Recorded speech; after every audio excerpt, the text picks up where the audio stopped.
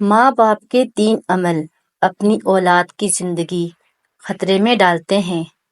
حضرت علی رضی اللہ تعالیٰ عنہ سے ایک عورت نے پوچھا، کیا ایسے بھی میرے کوئی عمل ہو سکتے ہیں جو میری اولاد کے لیے خطرے کا باعث بن سکیں؟ تو حضرت علی رضی اللہ تعالیٰ عنہ نے فرمایا کہ ماں باپ کے 3 ایسے کام جو کہ اولاد کو موت کے منہ تک لے جاتے ہیں، وہ 3 عمل یہ ہیں۔ بسم اللہ الرحمن الرحیم۔ مسلم شریف کی حدیث میں یہ بات روایت ہے کہ حضرت محمد صلی اللہ علیہ وسلم نے فرمایا، اگر میں ماں باپ کو اس دنیا میں زندہ پاتا تو اگر میں عشاء کے فرض پڑھ رہا ہوتا، اگر میری ماں باپ میں سے کوئی مجھے آواز دیتا تو میں نماز چھوڑ کر انہیں لبیک کہتا۔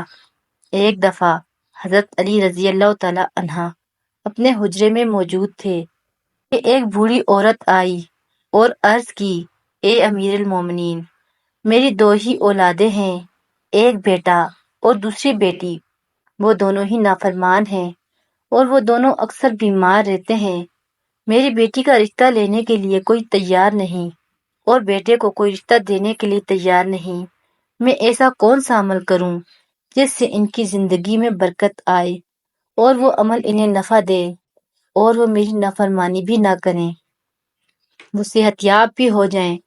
میں ایسا کون سا کام کروں؟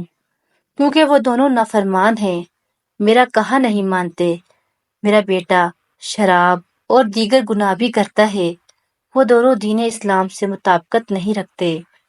اے امیر المومنین، مجھے کوئی ایسا عمل بتائیں جس سے وہ دونوں راہ راست پر آ جائیں، دونوں کے رشتے بھی ہو جائیں، وہ فرما بردار بن جائیں اور دونوں صحت مند بھی ہو جائیں۔ تو حضرت علی رضی اللہ تعالیٰ عنہ نے اس عورت سے فرمایا کہ ماں باپ کے 5 ایسے گناہ جن کی سزا اولاد کو بھی ملتی ہے، وہ 5 عمل ایسے ہیں جس سے اولاد کا تعلق جڑ جاتا ہے۔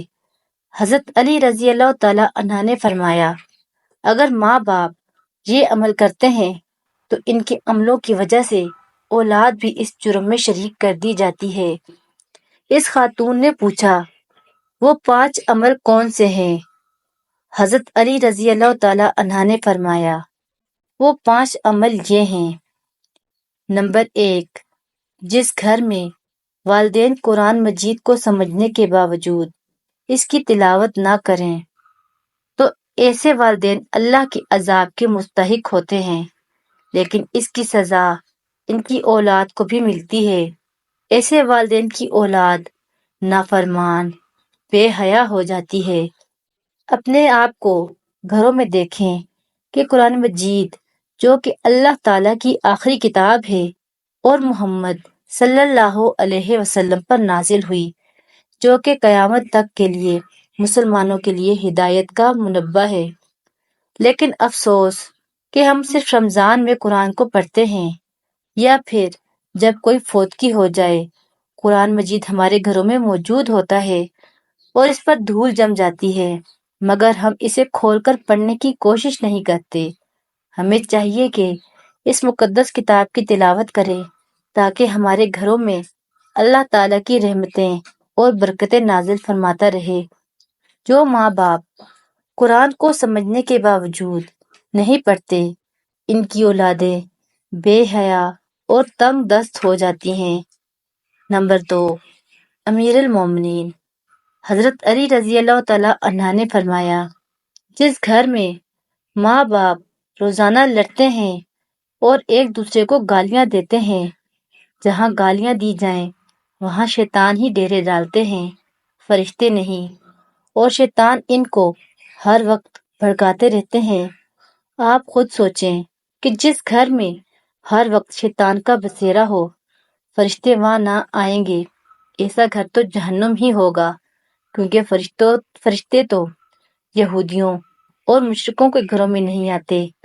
حضور نبی کریم صلی اللہ علیہ وسلم کا فرمان اقدس ہے کہ ایک دوسرے کو گالیاں دینا اسلام میں حرام ہے۔ والدین کو دیکھ کر اولاد جوان ہوتی ہے، جیسا طرز عمل والدین کا ہوگا اولاد بھی ویسی ہوگی۔ جن بچوں نے ساری عمر اپنے والدین کو لڑائی جھگڑے کرتا دیکھا، گالیاں دیتے دیکھا، تو ایسی اولاد سے والدین کیسے توقع رکھ سکتے ہیں کہ ان کی اولاد فرما بردار ہوگی؟ اسی لیے حضرت علی رضی اللہ تعالی عنہ نے فرمایا کہ ماں باپ کو چاہیے کہ دین اسلام میں بات چیت کو جو طریقے بتائے گئے ہیں ان پر عمل کریں تاکہ ان کی اولادوں کی تربیت درست طریقے سے ہو۔ اس طرح آپ کی اولادیں نافرمان اور بے حیا نہیں ہوں گی۔ اپنے گھروں میں نیکی کی باتیں پھیلائیں، اپنی اولاد کو نیکی کا درس دیں۔ اپنی بیٹیوں کو حضرت فاطمہ رضی اللہ تعالیٰ عنہا اور حضرت عائشہ صدیقہ رضی اللہ تعالیٰ عنہا کے واقعات بتا کر ان کی طرز زندگی کے متعلق بتایا کریں تاکہ ہماری بیٹیاں باحیا اور پردہ دار ہوں۔ نمبر 3، مولا علی رضی اللہ تعالیٰ عنہ فرماتے ہیں کہ ماں باپ کی بے پردگی کی وجہ سے ان کی اولادوں پر بیماریوں کا حملہ ہوتا ہے۔ حدیث صحیح بخاری میں حضرت ابو ہریرہ رضی اللہ تعالیٰ عنہ سے روایت ہے کہ نبی کریم صلی اللہ علیہ وسلم نے فرمایا کہ پردہ عورت پر جنت واجب ہے جبکہ بے پردہ عورت پر جہنم واجب ہے۔ جس گھر میں بے حیائی و بے پردگی ہوتی ہے تو اللہ کے فرشتے ایسے گھروں میں رہنے والوں کے لیے بد دعا کرتے ہیں اور شیطان ایسے گھروں کو اپنا بسیرا بنا لیتے ہیں جہاں بے پردگی عام ہو۔ اس گھر کی اولادیں بے حیا، نافرمان اور غلط کاموں کا شکار ہو جاتی ہیں۔ یہی نہیں بلکہ پریشانیاں اور مصیبتیں ایسی اولاد کا مقدر بنتی ہیں۔ یہ ان کے والدین کی بے پردگی کی وجہ سے ہوتا ہے۔ جس گھر میں بے حیائی ہوتی ہے وہاں اللہ کی برکت و رحمت نہیں ہوتی۔ ایسے ماں باپ کی اولادیں فتنوں اور بلاؤں سے محفوظ نہیں رہ سکیں گی کیونکہ اللہ کے فرشتے جو کہ ان فتنوں کو روکتے ہیں وہ تو اس گھر سے چلے جاتے ہیں۔ ایسی اولاد ماں باپ کی نافرمانی کرتی ہے اور ہمیشہ پریشانی میں مبتلا رہتی ہے۔ ماں باپ کو چاہیے کہ وہ پردے کا خاص خیال رکھیں تاکہ ان کی اولاد بھی ان کی پیروی کرے۔ آپ نے مشاہدہ کیا ہوگا کہ آپ کے ارد گرد جو ماں باپ پردے کا خیال نہیں رکھتے تو ان کی باتیں زبان زد عام ہوتی ہے۔ اکثر عورتیں یہ کہتی ہیں کہ پردہ دل کا ہونا چاہیے، تو ایسی عورتوں کو اللہ کے غضب سے ڈرنا چاہیے کہ کیا ان کا دل حضرت فاطمہ رضی اللہ تعالیٰ عنہا اور حضرت عائشہ رضی اللہ تعالیٰ عنہا کے دل سے زیادہ پاک ہے؟ اگر ان کے لیے پردے کا حکم تھا تو آج کی خواتین اپنے آپ کو کس جگہ پر دیکھتی ہیں؟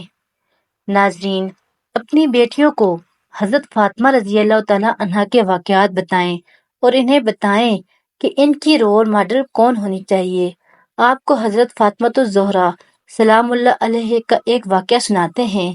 شادی کے بعد نبی کریم صلی اللہ علیہ وسلم حضرت فاطمہ رضی اللہ تعالیٰ عنہا کو گھر کے کر جا رہے تھے کہ راستے میں ایک نابینا صحابی بیٹھے ہوئے تھے۔ آپ رضی اللہ تعالیٰ عنہ نے اپنے چہرے کو ڈھانپ لیا۔ نبی کریم صلی اللہ علیہ وسلم نے کہا، بیٹی فاطمہ، یہ صحابی تو نابینا ہیں، آپ نے کیوں چہرہ ڈھانپ لیا؟ تو حضرت فاطمہ رضی اللہ تعالیٰ عنہ نے کہا کہ بابا جان، مجھے غیر محرم سے پردے کا حکم دیا گیا ہے، نہ کہ ان افراد سے جن کو نظر آتا ہے۔ ناظرین، یہ یہودیوں کی چال ہے کہ جدت کے نام پر بے حیائی کو مسلم معاشرے کے اندر پروان چڑھا رہے ہیں۔ لہٰذا اس دور میں جتنا ہو سکے اپنی اولاد کو صحابہ کرام اور اہل بیت کی زندگیوں کے متعلق بتائیں۔